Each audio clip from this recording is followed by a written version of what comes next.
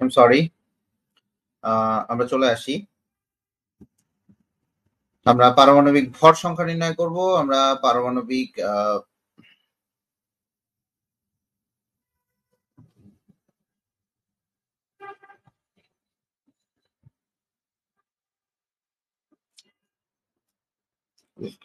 আচ্ছা, ঠিক আছে। এখন দেখা যায়। দেখো পারমাণবিক ভর সংখ্যা।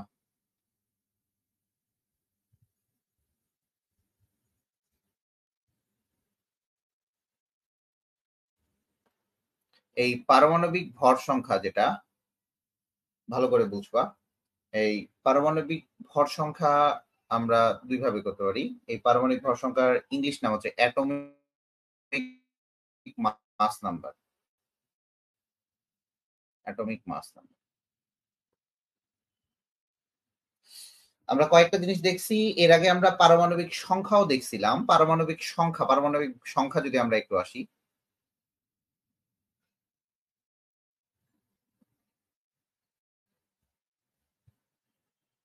এই পারমাণবিক সংখ্যাটা হচ্ছে, আমি বলছিলাম পারমাণবিক সংখ্যা হচ্ছে মৌলের প্রোটন সংখ্যা। আচ্ছা, আমার কি কথা শোনা যাচ্ছে? আমার কথা শোনা যায়?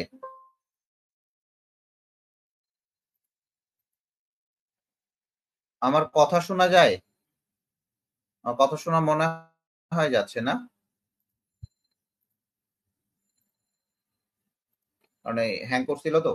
পারমাণবিক সংখ্যা যেটা আছে, এই পারমাণবিক সংখ্যা এটাকে আমরা বলবো হচ্ছে তোমার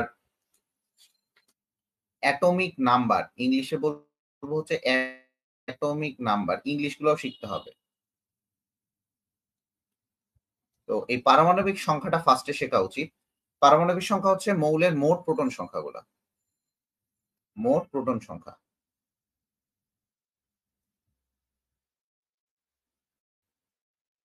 মৌলের কি বলো দেখি? মোট প্রোটন সংখ্যা। এই মৌলের মোট প্রোটন সংখ্যাটাই হচ্ছে পারমাণবিক সংখ্যা এবং এই পারমাণবিক সংখ্যাকেই বলা হচ্ছে মৌলের পরিচিতি নির্ধারক। কি বলা হয়? মৌলের পরিচিতি নির্ধারক। মৌলের পরিচিতি নির্ধারক।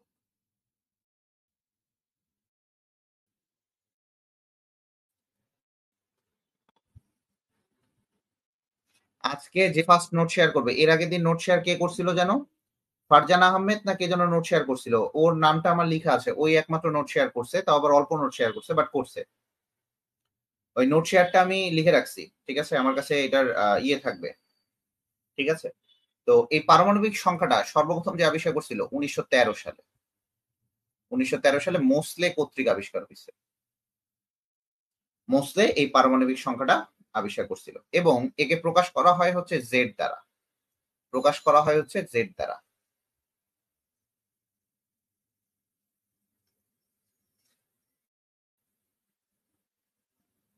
ঠিক আছে? আচ্ছা। প্রকাশ করা হয় কি বলো দেখি? জেড দ্বারা। ঠিক আছে? তো এই হচ্ছে গেল আমাদের পারমাণবিক সংখ্যা। এই পারমাণবিক সংখ্যাটাই মৌলের পরিচিতি নির্ধারক। ইট ইস বিকজ অফ বলা হয় যে আ এটা বলা হয়ে থাকে কারণ মৌলের পারমাণবিক সংখ্যা বা প্রোটন সংখ্যার কখনো চেঞ্জ হয় না। আমি এটা বারবার বলি, প্রোটন সংখ্যার কখনো চেঞ্জ হয় না।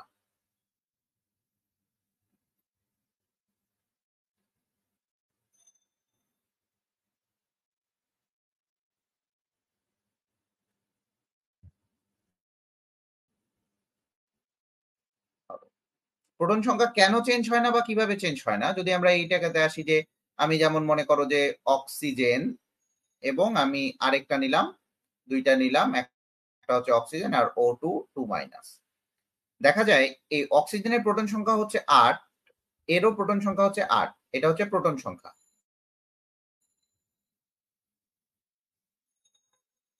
বাট এর ইলেকট্রন সংখ্যা যখন তুমি দেখবা, এর ইলেকট্রন সংখ্যা ৮ বাট এর ইলেকট্রন সংখ্যা হচ্ছে ১০। যখনই দেখবা এরকম যে প্রোটনটা কখনোই আদান-প্রদান হয় না। প্রোটন আদান-প্রদান হয় না। আদান-প্রদান হয় হচ্ছে ইলেকট্রন। প্রোটন কোনদিন আদান-প্রদান হয় না। আদান-প্রদান হয় হচ্ছে ইলেকট্রন। তাহলে সবসময় মনে রাখবা যে প্রোটন কোনদিন আদান-প্রদান হবে না। আদান-প্রদান হবে হচ্ছে ইলেকট্রন। ঠিক আছে? তাহলে এই যে ইলেকট্রনটা আদান-প্রদান হচ্ছে, তাহলে এখান থেকে আমরা বলতে পারি যে মৌলের সবসময় মৌলের যে আইডেন্টিফিকেশনটা সেটাই হচ্ছে হয় কি? পারমাণবিক সংখ্যা দ্বারা। ক্লিয়ার? পারমাণবিক সংখ্যা দ্বারা।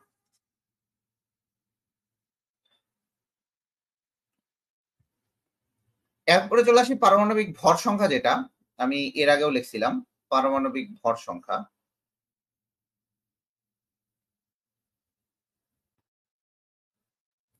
এই এইটুকু ক্লিয়ার হয়েছে সবার?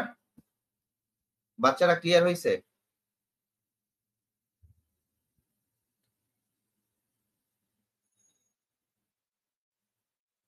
আচ্ছা, ক্লিয়ার হইলে বলবা আমাকে। এরপরে চলে আসি ভর সংখ্যা। ভর সংখ্যাকে আমি বলছি মাস নাম্বার।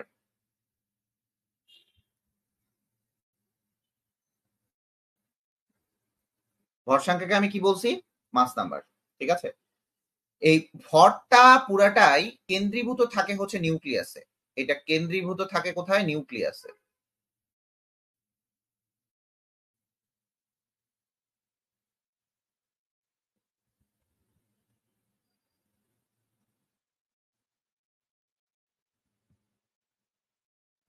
ভালো করে বুঝবা, ভরটা কেন্দ্রীভূত থাকে কোথায়? নিউক্লিয়াসে। এখন এই যে এই নিউক্লিয়াসে, আমি একটু আসি, পরের পেজে যাই। নিউক্লিয়াসে কেন্দ্রীভূত আছে। এই নিউক্লিয়াসে টোটাল যেটা হয়, নিউক্লিয়াসে যেটা থাকে, পরমাণু নিউক্লিয়াসে সবসময় দেখবা, এটা যদি একটা পরমাণু হয়, এই পরমাণুর এই কক্ষপথে থাকে হচ্ছে ইলেকট্রন গুলা। কক্ষপথে থাকবে হচ্ছে ইলেকট্রন গুলা।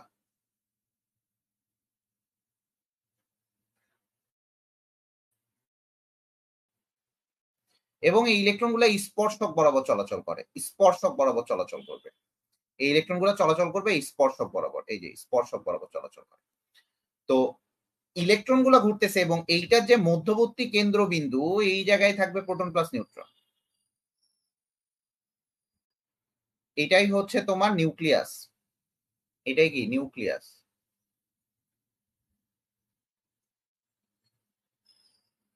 এই নিউক্লিয়াসের সমস্ত যে ভরটা, সমস্ত ভর কেন্দ্রীভূত থাকে এবং এই ভরটা হচ্ছে প্রোটন এবং নিউট্রনের সমষ্টি।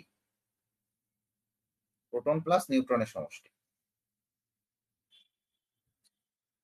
তাহলে এই নিউক্লিয়াসেই থাকে হচ্ছে সমস্ত ভর কেন্দ্রীভূত থাকে।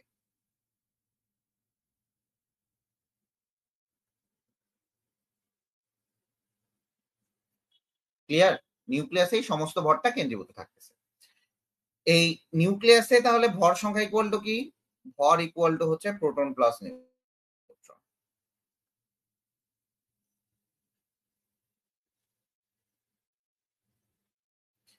এইটাকে আবার নিউক্লিয়ন সংখ্যাও বলা হয়। কি সংখ্যা বলো দেখি?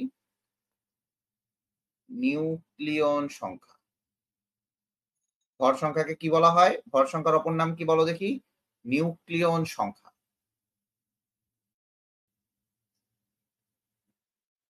ভর সংখ্যার অপর নাম কি? নিউক্লিয়ন সংখ্যা।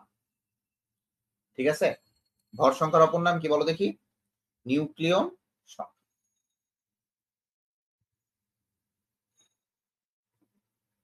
এখন এই যে ভর আছে, বা তুমি যেটাই লিখতেছো ভালো করে বুঝবা। তো ভর আছে যেটাই লিখো না কেন, এটা পরমাণুতে লেখার একটা নিয়ম আছে, যে পারমাণবিক ভর চার্জ। টপিকটা লেখো, পারমাণবিক ভর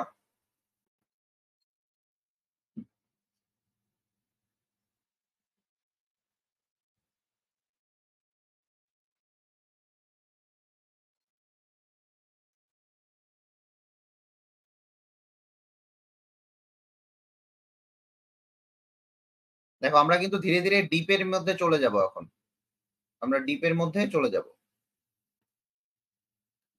আচ্ছা, তো পারমাণবিক সংখ্যা, ভর এবং চার্জ যেটাই তুমি লিখো না কেন, এটা লেখার একটা নিয়ম আছে।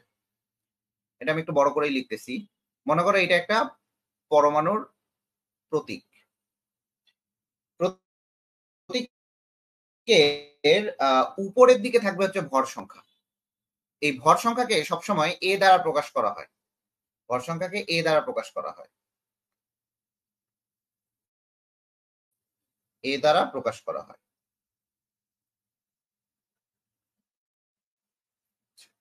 এটা হচ্ছে ভর সংখ্যা। এই জায়গাটাতে থাকবে হচ্ছে আধান। আমি আবারও বলি, এই জায়গায় থাকবে প্লাস মাইনাস আধান, বা আধান প্লাস মাইনাস তুমি লিখতে পারো। এই জায়গায় পরমাণুর সংখ্যা কোনটা দ্বিপরমাণু, কোনটা ত্রিপরমাণু, ত্রিপরমাণু তো হয় না, কোনটা কি এটা থাকে, এটা হচ্ছে পরমাণু সংখ্যা। এবং এই জায়গায় থাকবে হচ্ছে তোমার পারমাণবিক সংখ্যা।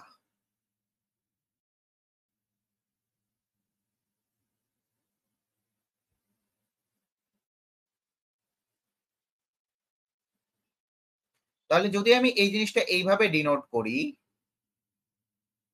যে ভাইয়া এটা একটু দেখান, এইভাবে যদি আমি ডিনোট করে দেখাই,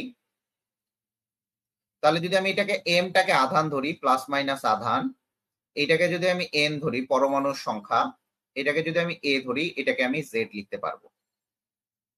এটাকে আমি এ ধরলে এখানে আমি কি লিখতে পারবো, জেড লিখতে পারবো।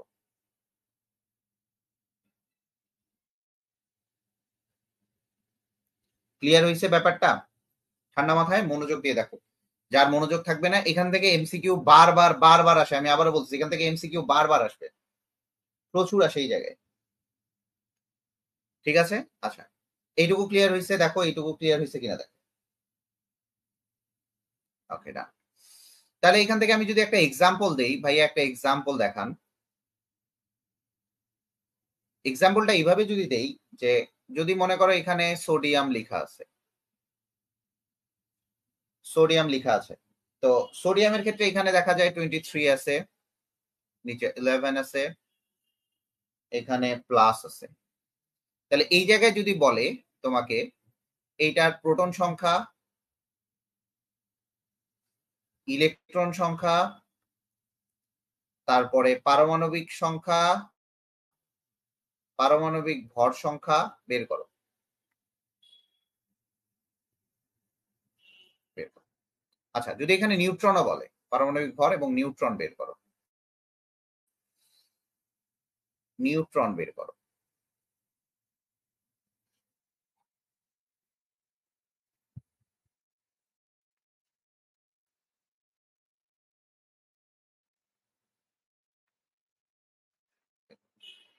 তাহলে তুমি এই জায়গাটাতে কি করবা, খুবই ইজি ব্যাপার।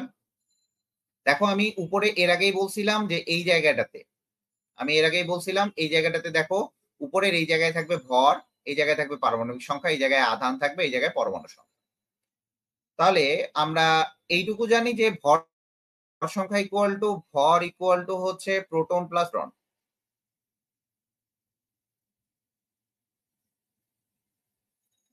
ভর ইকুয়াল টু কি, প্রোটন প্লাস নিউট্রন। তাহলে এই জায়গাটাতে তুমি ইজিলি বের করে নিতে পারবা না যে নিউট্রন সংখ্যা ইকুয়াল টু কত,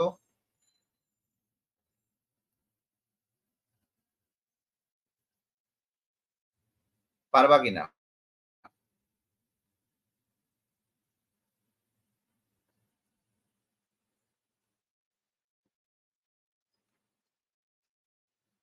ভর মাইনাস প্রোটন, ঠিক আছে। নিউট্রন ইকুয়াল টু কি, ভর মাইনাস প্রোটন। আচ্ছা তাহলে এই জায়গায় প্রোটন সংখ্যা হচ্ছে, প্রোটন সংখ্যা হচ্ছে 11টা, ভর হচ্ছে তোমার 23। এখান থেকে এই সূত্র থেকে আমরা নিউট্রন সংখ্যা বের করতে পারি, এটা হচ্ছে 12। ইলেকট্রন সংখ্যা, ইলেকট্রন সংখ্যা যেহেতু এখানে একটা আধান আছে, তার মানে প্লাস আধান মানেই হচ্ছে ইলেকট্রন ত্যাগ করা, প্লাস মানে ইলেকট্রন ত্যাগ করছে,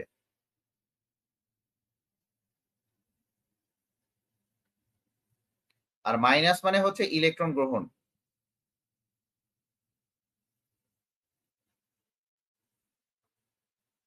মাইনাস মানে কি, ইলেকট্রন গ্রহণ করছে।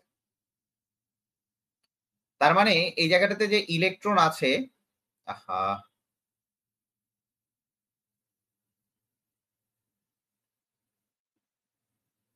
এই জায়গায় যে ইলেকট্রনটা আছে, তার মানে এখানে টোটাল ইলেকট্রন কয়টা আসবে, প্রোটন, প্রোটনের সংখ্যা এবং ইলেকট্রনের সংখ্যা সমান থাকে, আর প্লাস আছে মানে এখানে ঘাটতি আছে, তার মানে টোটাল ইলেকট্রন হচ্ছে এখানে 10টা,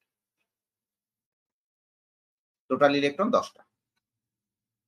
ঠিক আছে না? এই তো গুড, সবাই কমেন্ট করতেছে, ভাল লাগতেছে, সবাই কমেন্ট করতেছে, ভাল লাগতেছে। ইলেকট্রন 12টা কিভাবে হয় গা, ইলেকট্রন 11টা, প্রোটন এবং কোন একটা পরমাণুতে প্রোটন এবং ইলেকট্রনের সংখ্যা সমান থাকে, প্রোটন এবং ইলেকট্রন সমান থাকে, এই জন্যই পরমাণুটা তড়িৎ নিরপেক্ষ হয়। আজকে যে একজন আগায় গেছে, যে একদিন তো নোট শেয়ার করছে, নোট শেয়ারটা খুব ইম্পর্টেন্ট। নোট শেয়ার করতে হবে, রেগুলার নোট শেয়ার করতে হবে এবং শেষে লিখে দিতে হবে এইচএসসি 25। কালকে ও সুন্দর করে লিখছিল, হ্যাঁ, কালকে ও সুন্দর করে লিখছিল। সেম ভাবে তুমি এইটা বাড়ির কাজ করতে পারো। সেম ভাবে তুমি যদি বাড়ির কাজ করো, যে এইচডব্লিউ যদি দেই আমি তোমাকে, এইচডব্লিউ তুমি ইজিলি করতে পারো যে 16 ও 2 মাইনাস আয়রন করতে পারো।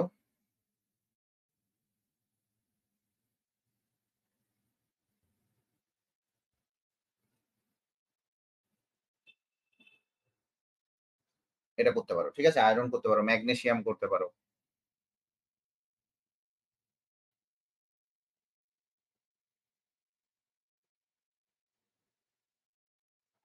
এই ৩ টা বাড়ির কাজ করবা। এই ৩ টা এইচডব্লিউ করবা, ঠিক আছে? এখন আমরা নিউট্রন সংখ্যা আমরা দেখলাম যে নিউট্রন সংখ্যা কিভাবে বের করি, যে আসলে নিউট্রনের কিছু কিছু জিনিস আছে যে নিউট্রন বের করতে হয়, যে 10টা পরমাণুর নিউট্রন কিভাবে বের করতে হয়। তারপরে এই জিনিসগুলো আমরা একটু দেখব। আমরা একটু দেখবো এই জিনিসগুলো, ঠিক আছে? তো এরপরে চলে আসি যে নিউট্রন সংখ্যা তুমি নির্ণয় করছো, খুবই ভালো কথা। একাধিক পরমাণু নিউট্রন সংখ্যা কিভাবে বের করবো? আচ্ছা, এটা আমরা দেখলাম হচ্ছে প্রোটন, নিউট্রন আর হচ্ছে ইলেকট্রন সংখ্যা নির্ণয়। এরপরে একটু দেখব যে ২টা জিনিস দেখব, ভালো করে বুঝবা। ইলেকট্রন সংখ্যা নির্ণয় লিখো আগে ফার্স্ট। টপিক দাও। ইলেকট্রন সংখ্যা নির্ণয়।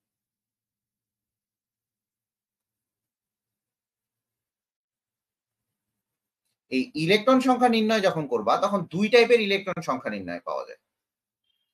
একটা হচ্ছে মোট ইলেকট্রন সংখ্যা,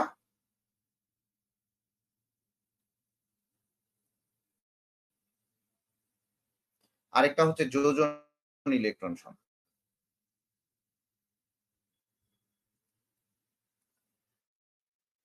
২ টাইপের তুমি পাবা। একটা মোট ইলেকট্রন সংখ্যা পাবা, আরেকটা যোজন ইলেকট্রন সংখ্যা পাবা।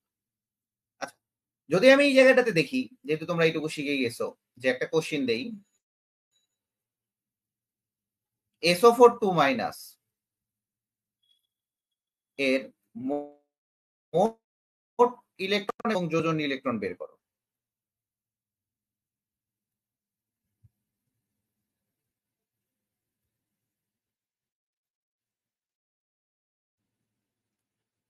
প্রথম প্রশ্ন, ভাইয়া যোজন ইলেকট্রনটা কি জিনিস?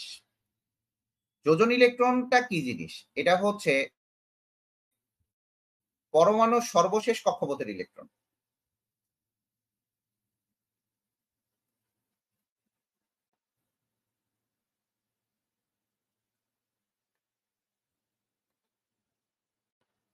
পরমাণুর সর্বশেষ কক্ষপথের ইলেকট্রনটাই হচ্ছে যোজন ইলেকট্রন। আর কথা বুঝতে পারছো? পরমাণুর সর্বশেষ কক্ষপথে যে কয়টা ইলেকট্রন থাকবে সেটাই হচ্ছে তার যোজন ইলেকট্রন। এইটুকু ক্লিয়ার হয়েছে?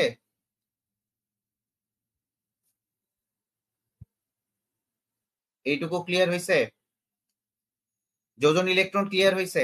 দেখো, ক্লিয়ার না হলে কোনো কিছু বলা যাবে না, কারণ এগুলো কিন্তু important topics, both your academic and admission journey. Very important for your admission and academic journey. Okay, তো এখন চলে আসি মোট ইলেকট্রনটা যদি আমি আসি। মোট ইলেকট্রনটা হচ্ছে, আমি জানি যে একটা কক্ষপথে একটা পরমাণুর প্রোটন এবং ইলেকট্রন সংখ্যা সমান। তাহলে সালফারের প্রোটন সংখ্যা হচ্ছে, সালফারের পারমাণবিক সংখ্যা যেটা, সেটাই তার প্রোটন সংখ্যা 16 প্লাস অক্সিজেন 8, 8 ইন্টু 4, 4 32। এখানে 2টা এক্সট্রা ইলেকট্রন আছে, তার মানে আমাকে এখানে 2 যোগ করতে হবে। তার মানে আমার টোটাল ইলেকট্রন কয়টা দাঁড়াবে? 16 যোগ 4 আসতে কত? 32 যোগ 2। তাহলে টোটাল ইলেকট্রন আমার দাঁড়াচ্ছে 50। এটা হচ্ছে মোট ইলেকট্রন। বাট যদি যোজন ইলেকট্রন দেখবা, তাহলে সালফারের, তুমি দেখো সালফারের শেষ কক্ষপথে কয়টা ইলেকট্রন আছে। আমি এইভাবেই ড্র করে দেখাই যেহেতু তোমরা ছোট। 2, 8, 1, 2, 3, 4, 5, 6, 7, 8। আর শেষ কক্ষপথে কয়টা ইলেকট্রন আছে ভাইয়া? 1 2 3 4 5। তার মানে আমার শেষ কক্ষপথে ইলেকট্রন আছে সালফারের 6টা। এই যে শেষ কক্ষপথে ইলেকট্রন আছে 6টা, 6টা ইলেকট্রন শেষ কক্ষপথে।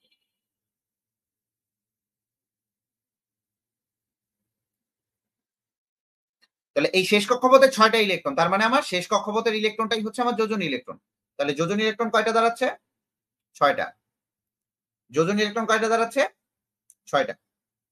6টা যোগ অক্সিজেনের 8, অক্সিজেন 8,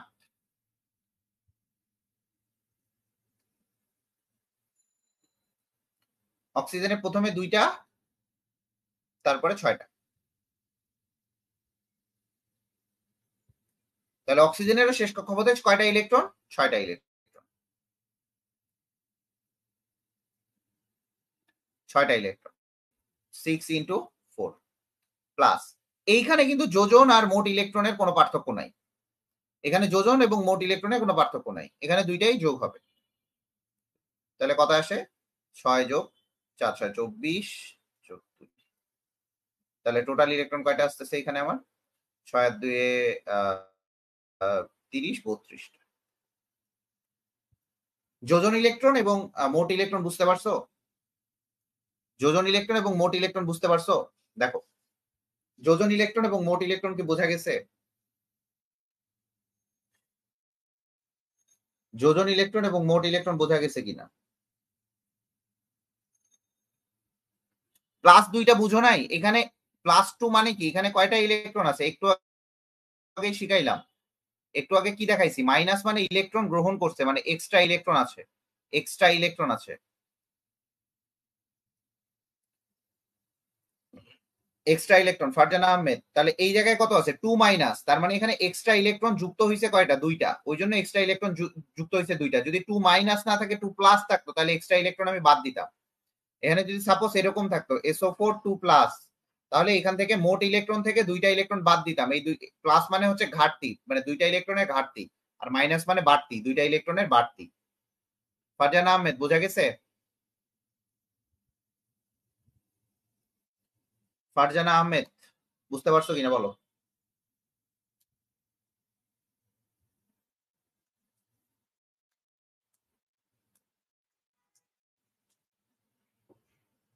ফারজানা আহমেদ, বোঝা গেছে কিনা বলো? তাড়াতাড়ি বলো ভাইয়া, দেরি করা যাবে না। আচ্ছা ঠিক আছে, কারণ আমি আবার সবার না বুঝলে আমি পরের টপিকসে যাব না। এরপরে আসি এইচডব্লিউ, কিছু কিছু করবা। এইচডব্লিউ কি কি করবা? CO3 2 minus, NO3 minus, S2O3 2 minus, মোট প্লাস যোজন ইলেকট্রন বের করো। বলো। না, আরেকটা ব্যস্ত হচ্ছে। দুইটা দুইটা করেই পড়ানো থাকে এখন। হুম, প্রায় ওখানে যা পড়াবো।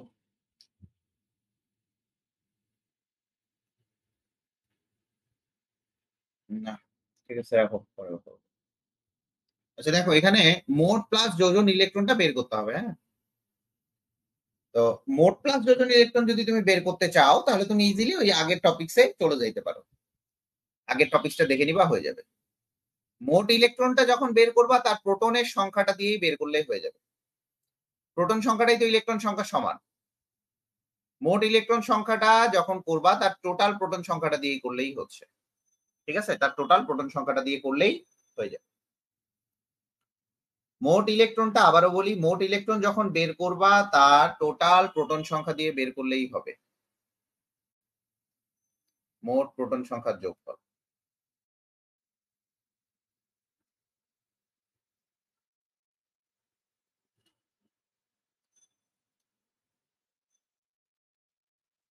ঠিক আছে, বোঝা গেছে? কারণ প্রোটন সংখ্যা এবং ইলেকট্রন সংখ্যাটা সমান। আরেকটা দেখবো হচ্ছে প্লাস মাইনাসটা দেখতে হবে, এই প্লাস মাইনাসটা ভালো মতো দেখবা।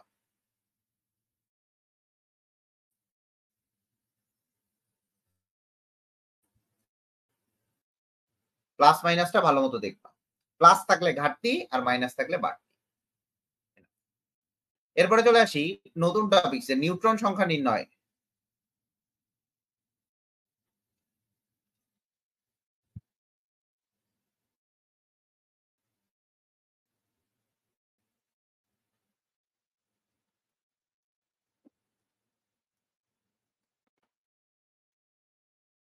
আচ্ছা, আমরা এটাই জানি যে ভর ইকুয়াল টু, তুমি জানো, proton plus neutron.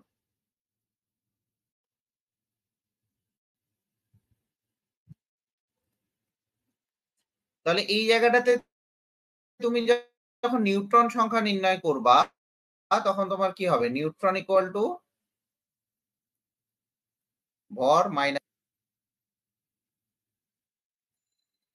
Neutron equal to ভর মাইনাস প্রোটন। যদি একাধিক পরমাণু নিউট্রন বলে, একাধিক পরমাণু নিউট্রন,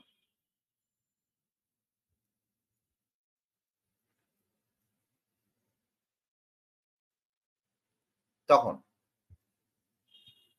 তখন দেখো একাধিক পরমাণু যদি নিউট্রন সংখ্যা বলে, যেমন তোমাকে যদি আমি উদাহরণ দেই যে এরকম, তখন তোমার সূত্রটা হবে হচ্ছে এ মাইনাস জেড ইন্টু পরমাণু সংখ্যা, পরমাণু সংখ্যা ইন্টু অণুর সংখ্যা।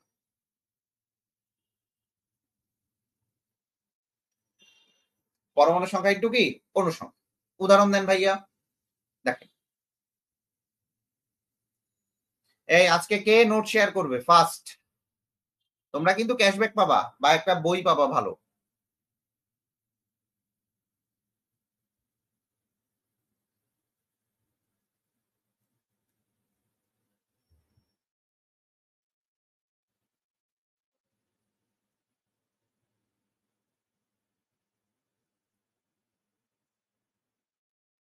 ফিফটিন। আচ্ছা, এটা এইচডব্লিউ কইল।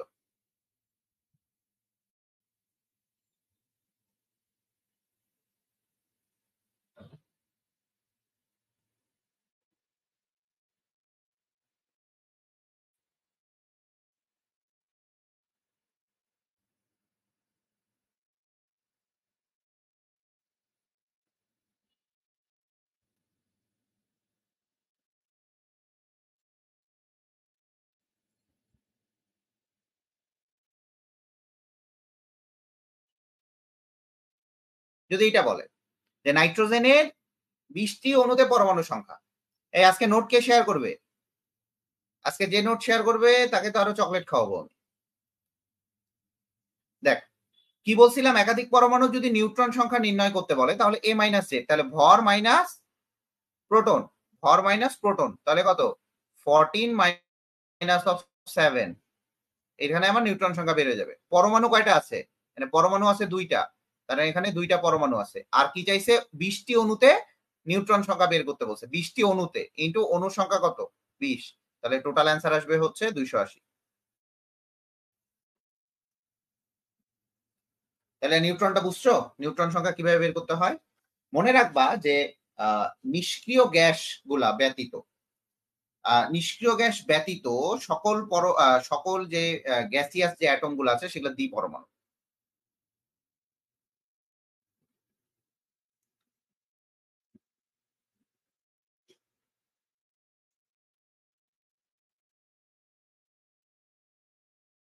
যতগুলা গ্যাসিয়াস আছে, নিষ্ক্রিয় গ্যাস ব্যতীত সকল গ্যাসিয়াস গুলাই দ্বিপরমাণু। নিষ্ক্রিয় গ্যাস ব্যতীত যেমন অক্সিজেন, নাইট্রোজেন, ক্লোরিন, ঠিক আছে, এইগুলা সব দ্বিপরমাণু। নিষ্ক্রিয় গ্যাস যেমন হাইড্রোজেনও বলতে পারো, এগুলা দ্বিপরমাণু। ক্লিয়ার হইছে?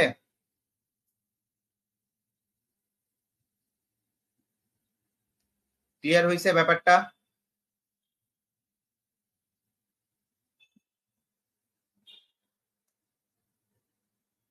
এই ক্লিয়ার হইছে জিনিসগুলা? দেখো এগুলা কিন্তু খুবই ইম্পর্টেন্ট জিনিস, এই জিনিস কোথাও পাবা না, এগুলা কিন্তু বইয়ে সাধারণত থাকে না, বইয়ে সাধারণত পাবা না এই জিনিসটা, ঠিক আছে। এরপরে চলে আসি, অণু পরমাণু নির্ণয় করা আমি দেখলাম। এরপরে চলে আসি, আপেক্ষিক ভর নির্ণয় করা চলে আসে। অনুরূপ ইলেকট্রন, প্রোটন, নিউট্রন সংখ্যা আমরা নির্ণয় করে দেখলাম। এরপরে চলে আসি ভর নির্ণয় বা আপেক্ষিক ভর নির্ণয় করার জিনিসগুলো দেখে আসি। যে পরমাণুর ভর এবং আপেক্ষিক ভর নির্ণয়। দেখো পরমাণুর ভর এবং আপেক্ষিক ভরের নির্ণয়। কতক্ষণ হইলো? বেশিক্ষণ পড়াবো না আজকে। প্যারা নেই। এটা পড়াই শেষ করবো দরকার হলে।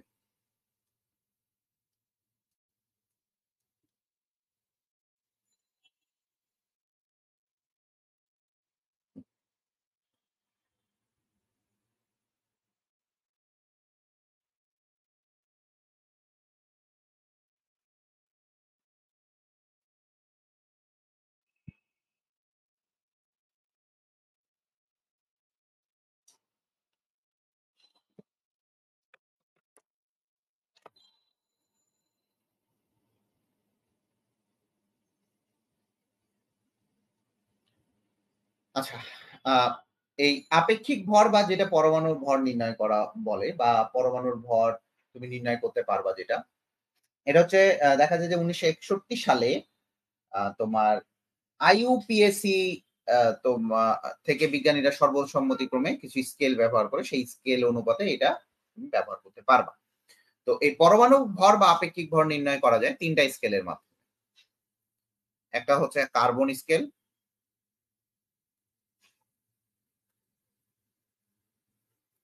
একটা হচ্ছে হাইড্রোজেন স্কেল,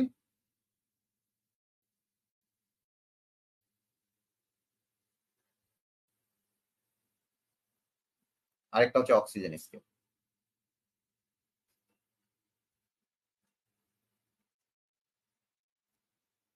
তাহলে এই কার্বন, হাইড্রোজেন এবং অক্সিজেন স্কেলের মাধ্যমে তুমি এই ৩ টা ভর নির্ণয় করতে পারবা। ঠিক আছে? তো এই পারমাণবিক ভরের যে এককটা, এটাকে আমরা AMU বলা হয়। আবারও বলি, পারমাণবিক ভরের যে এককটা, সেটাকে বলা হচ্ছে AMU। পারমাণবিক ভরের একক কি? AMU। এটা হচ্ছে সবথেকে ক্ষুদ্রতম একক। AMU মানে হচ্ছে atomic mass unit. Atomic mass unit. Atomic mass unit. আচ্ছা। এইটাকে এটার অপর নাম হচ্ছে ডাল্টন। 1 ডাল্টন। এর অপর নাম হচ্ছে ডাল্টন। তাহলে 1 AMU অথবা 1 ডাল্টন সমান 1 AMU অথবা 1 ডাল্টন সমান equal 1.6605 into 10 to the power -24 গ্রাম। এবং এটা পারমাণবিক ভরের সবথেকে ক্ষুদ্রতম ইউনিট।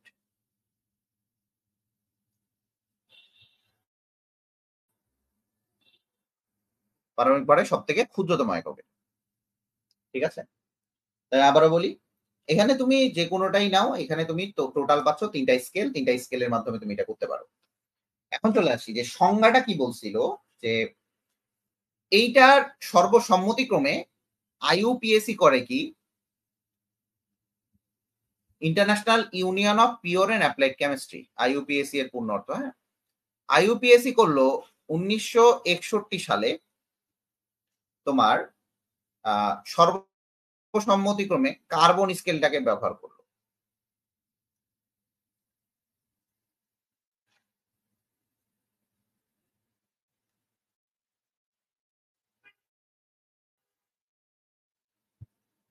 আবারও বলি ১৯৬১ সালে সে কার্বন স্কেলকে ব্যবহার করলো এবং সেই কার্বন স্কেলের তোমার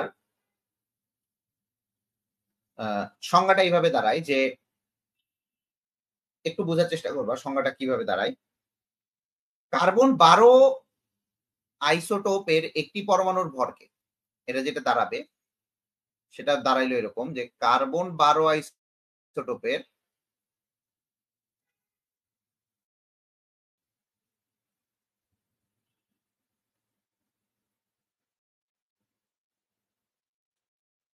একটু বুঝবা, কার্বন ১২ আইসোটোপের একটি পরমাণুর ভরকে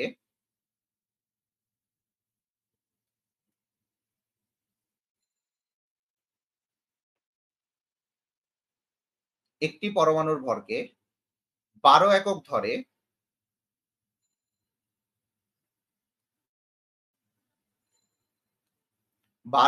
ধরে অন্য মৌলের আপেক্ষিক পারমাণবিক ভর নির্ণয় করা যায়। ঠিক আছে? অন্য মৌলের আপেক্ষিক পারমাণবিক ভর নির্ণয় করা যায়। তো 12 এককটা ধরে অন্য মৌলের পারমাণবিক ভর নির্ণয় করা যায়।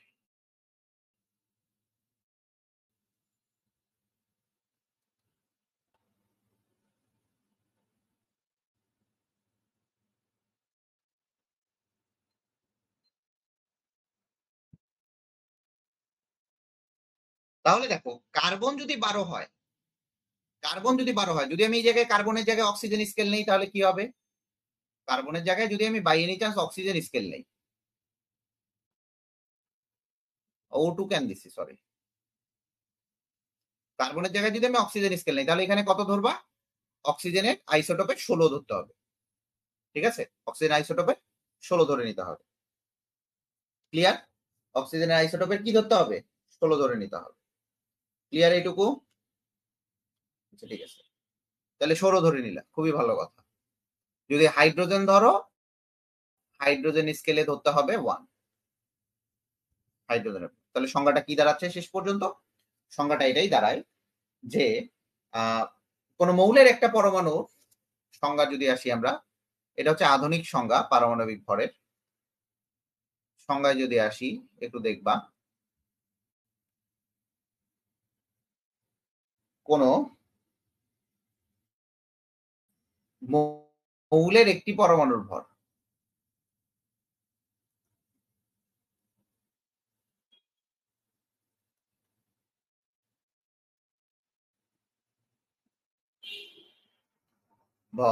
কার্বন 12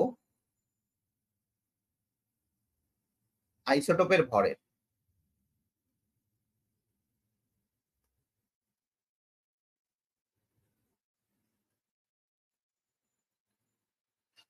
1/12 অংশের তুলনায়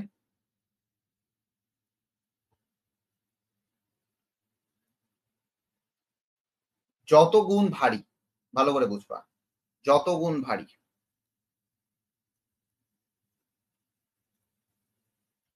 গুণ ভারী সেই সংখ্যাকে ওই মৌলের পারমাণবিক ভর বলে। সেই সংখ্যাকে ওই মৌলের পারমাণবিক ভর।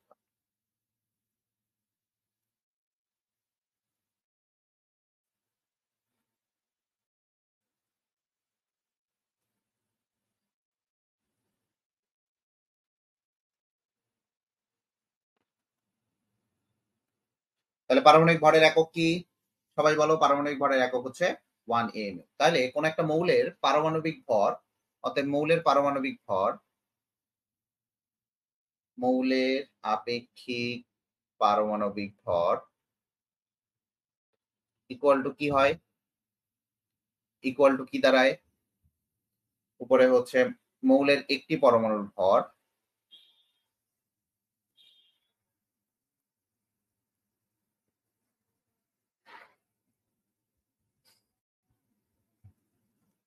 ডিভাইডেড বাই কার্বন 12 এর একটি পরমাণুর ভর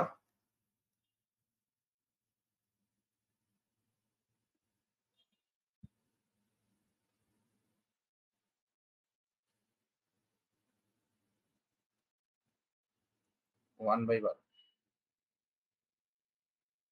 এখন যদি এইটা আমি কার্বনের জায়গায় যদি অক্সিজেন স্কেল, এটা কিন্তু কার্বন স্কেল অনুসারে,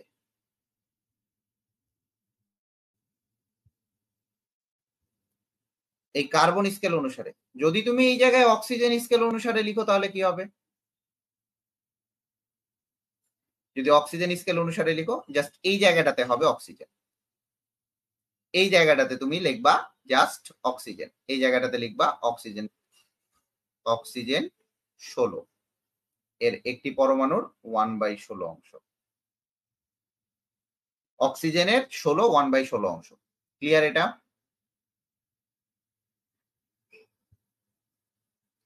যদি এই জায়গায় হাইড্রোজেন বলে, এখানে মৌলের একটি পরমাণুর ভর, এই জিনিসটা এখানে ইজিলি থাকবে, এই জিনিসটা এখানেই থাকবে, আর এই জিনিসটা নিচে নামবে।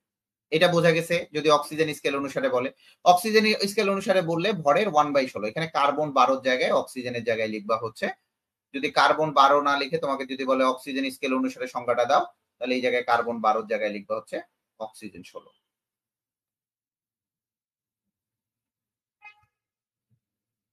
অক্সিজেন 16 1/16। বুঝতে পারছো? যদি এখানে অক্সিজেনের স্কেল অনুসারে বলে। ক্লিয়ার এইটুকু?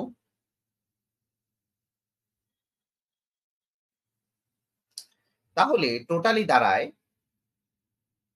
দেখো, একটি মৌলের প্রকৃত ভর ইকুয়াল পারমাণবিক ভর ইন্টু 1 এম। পারমাণবিক ভর কিন্তু আমি গ্রামে করি।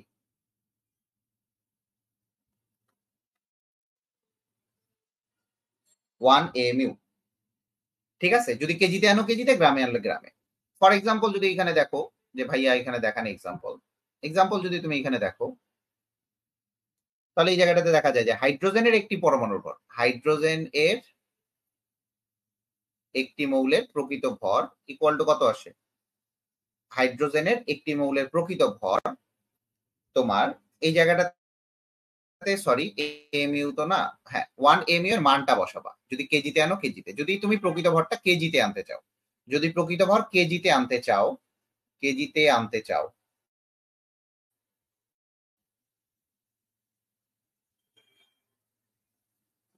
বাট তাহলে হাইড্রোজেনের প্রকৃত ভর কত ছিল? হাইড্রোজেনের প্রকৃত হাইড্রোজেনের পারমাণবিক ভর ছিল হচ্ছে 1.008 এমইউ। কিন্তু তুমি এটা কেজিতে আনতে চাচ্ছ বা গ্রামে আনতে চাচ্ছ, তখন তুমি দেখো কিভাবে করবা। তখন দেখো 1.008 ইন্টু 1.6603 ইন্টু 10⁻⁻24, 27 কেজি, 24 তো গ্রাম। তাহলে এই জায়গাটাতে তুমি একটা মান পাবা 1.67358 ইন্টু 10⁻⁻27 কেজি। এটা গেল হচ্ছে হাইড্রোজেনের। সেম ভাবে তুমি যদি অক্সিজেনের ক্ষেত্রে ধরো, অক্সিজেনের পারমাণবিক ভর হচ্ছে 16 AMU। তাহলে এইখান থেকে তুমি কি করবা? 16 AMU করলে ভর কেজিতে বের করবা। তাহলে কি করবা? 16 ইন্টু 1.6603 ইন্টু 10⁻⁻27 কেজি। তার মানে এখান থেকে একটা মান পাবা। এই তোমরা কি বুঝতেছো ব্যাপারগুলো? বুঝতেছো? একটা মান পাবা, সেটা হচ্ছে 26.5648 ইন্টু 10⁻⁻27। সেম ভাবে তুমি সোডিয়ামের ক্ষেত্রেও ধরো, সোডিয়ামের ক্ষেত্রে 23 AMU, সেক্ষেত্রে তুমি 23 করো।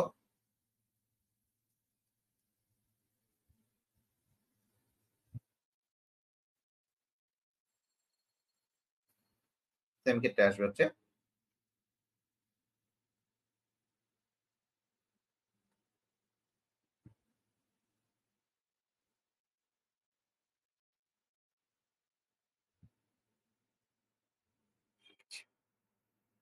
তাহলে এইখান থেকে তুমি যে কোনোটাই বের করতে পারবা।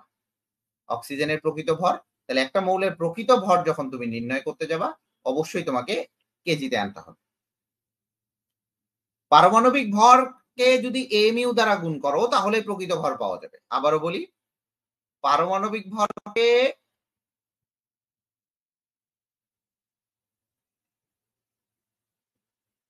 AMU দ্বারা গুণ করলে প্রকৃত ভর পাবা।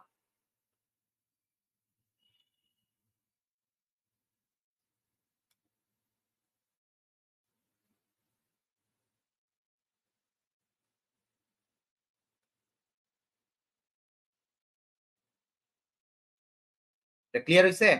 দেখো ক্লিয়ার হয়েছে কিনা দেখো।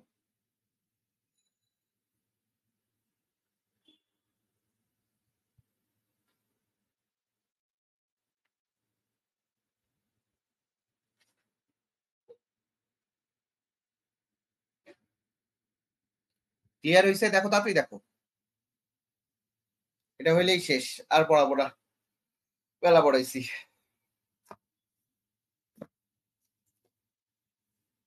পারমাণবিক ভরকে তুমি যদি mu দ্বারা গুণ করো তাহলে প্রকৃত ভরটা পেয়ে যাবে।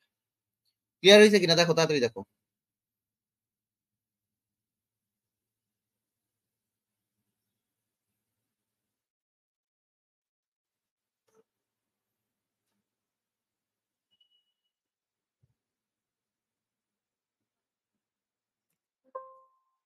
সব গাধার দল, একটাও কথা কয় না।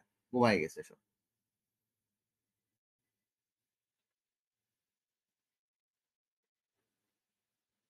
তাহলে এই জিনিসগুলা তোমার জন্য অনেক মোস্ট ইম্পর্টেন্ট, ঠিক আছে? এই জিনিসগুলা খুবই ইম্পর্টেন্ট তোমার জন্য। আচ্ছা ঠিক আছে।